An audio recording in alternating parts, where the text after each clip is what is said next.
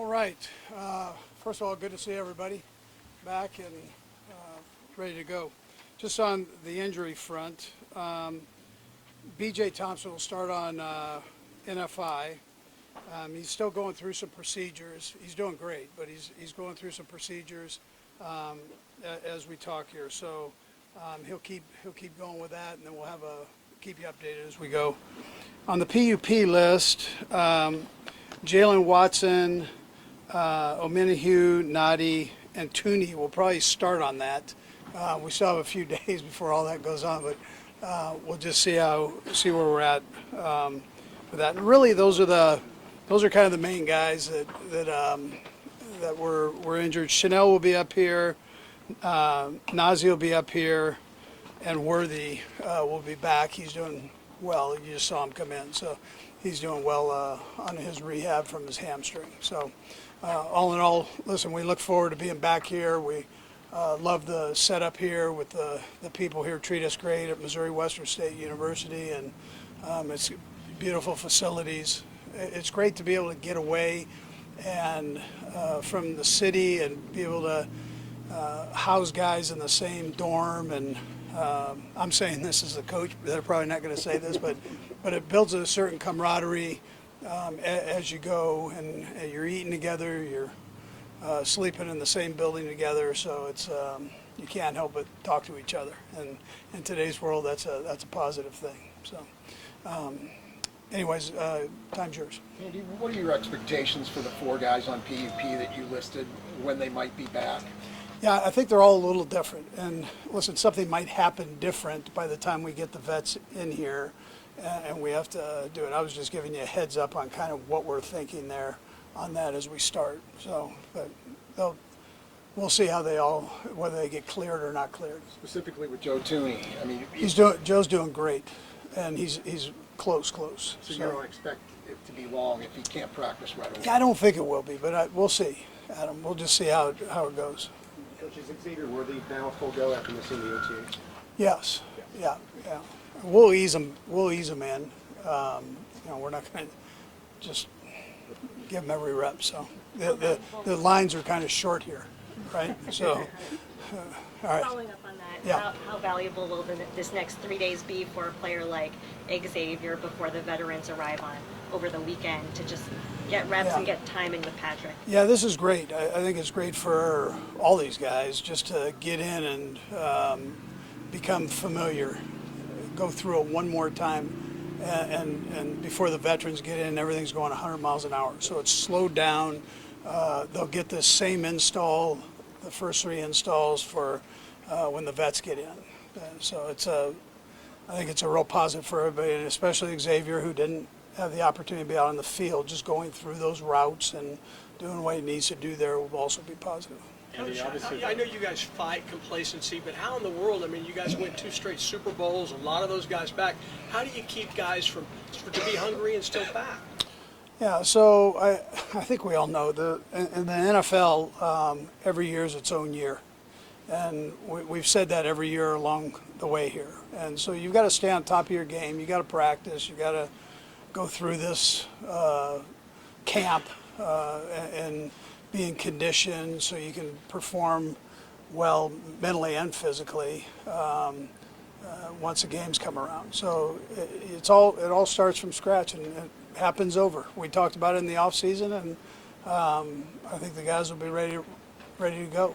How much do you rely on guys like Pat and Kelsey, your veteran leaders, to sort of get that message across? Yeah, they're great with it. That's what I was saying before we had the break. I appreciate that leadership. Chris Jones, Bolton. I mean, these guys that have been around here, they do a nice job with it. When players start helping players out and helping them understand what's going on, normally you have a pretty good thing going, and these guys, we're lucky to have that leadership. How do you see that? Like, what specifically do you see that you like from those guys? Yeah, they go 100 miles an hour, and they make everybody around them go 100 miles an hour. So while the coaches are kicking them a little bit, the players are kicking them, and that peer pressure, there's nothing like that.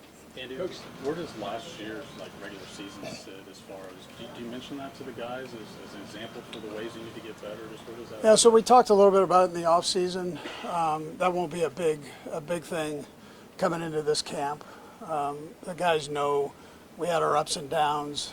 I just expect the young guys that were here last year to continue to build on what they finished with. I thought we finished strong on both sides of the ball and special teams.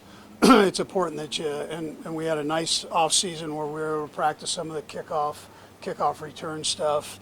And so let's pick up where we left off and get better.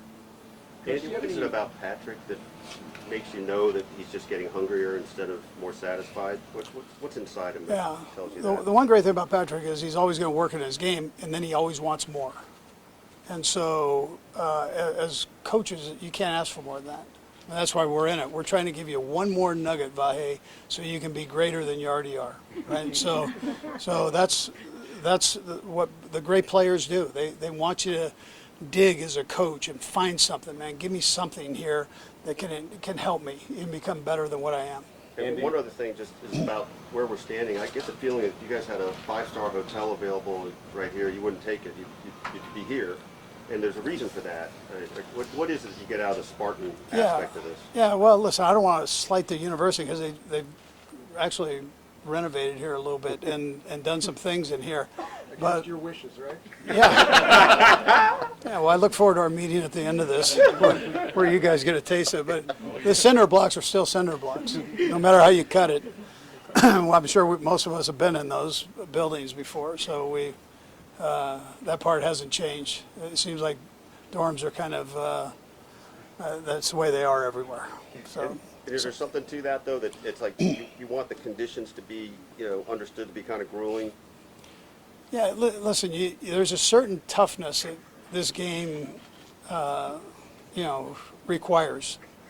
And so, and I think if you talk to the old veterans, they're going to tell you, well, it's not as tough as it used to be. But it's there's still a part of it that it's a tough guy sport and lady sport for where we're going with all the flag football and that. So we've got that part of it going, and it's important that you develop that. And if you're fatigued, then you're going to be fatigued mentally. If you're fatigued physically, that's going to affect you mentally.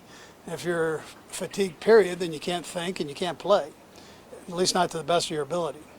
So the objective here is let's get ourselves in shape, make sure we're in football shape. They're all going to come back in shape, but let's get ourselves in football shape, and both mentally and physically, so that we can perform at our best. And the guys understand that. I mean, that makes sense.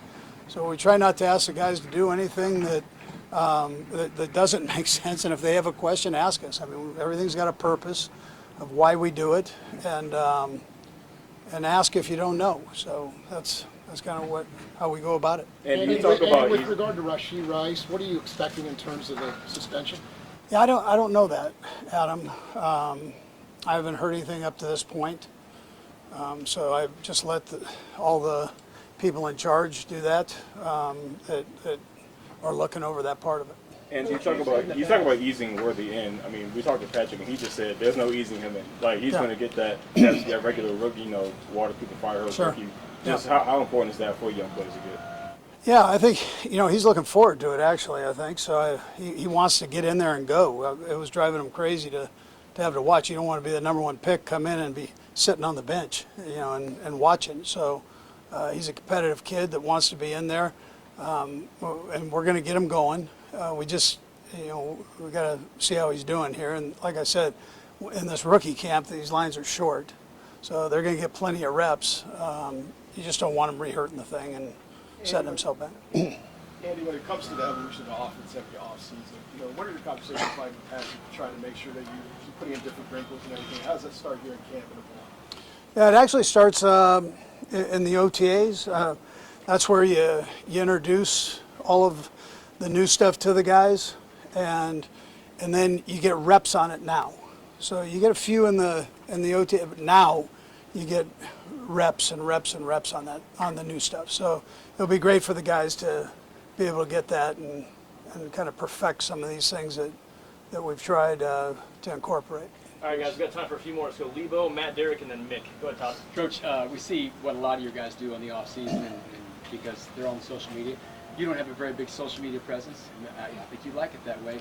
But did you have some fun? And I know you like to work and draw up plays. Did you have any revelations, any good stuff that you found in those hours? I don't know about revelations. I'm not sure about that. But I had a chance to look at our stuff. I try to spend a little time doing that when I'm away, and I enjoy doing that part. And as far as relaxing, absolutely, I had a chance to do that, and I got a little sun and a little beach air, and that's good, right? So, but I'm ready to go, and I know these guys are ready to go. I know you're ready to go, man. That right hand is ready to roll, man. Coach, I believe you and the Raiders are the last two teams standing that don't do any joint practices. I know you said before you don't want to give anything away for free. Is that kind of still your philosophy, or do you think you'd ever change on that? Well, I think the way we go about it, I think we go fast, we practice hard, we do those things amongst ourselves, and the guys challenge each other, and I don't think there's a better way to do it if your guys are willing to do that. And our guys challenge, they're up for that challenge. Plus, you're not giving things away, so you can't help but do that, and then you're not having those skirmishes that you get in some of these inter-squad deals. And no matter how much you talk, it's still, you put on a different uniform, you're the enemy. It doesn't matter, it doesn't matter if it's joint practices or not. Last one, Nick. I got a tough one. You're gonna be in a movie. How are your acting chops? I'm not real good at that, but I only had about 7 words. Was it? I could handle that. I can handle 7 words. What was the line? Can you give us? No, I can't. I'm under contract. Thank you, guys. All right. Thank you.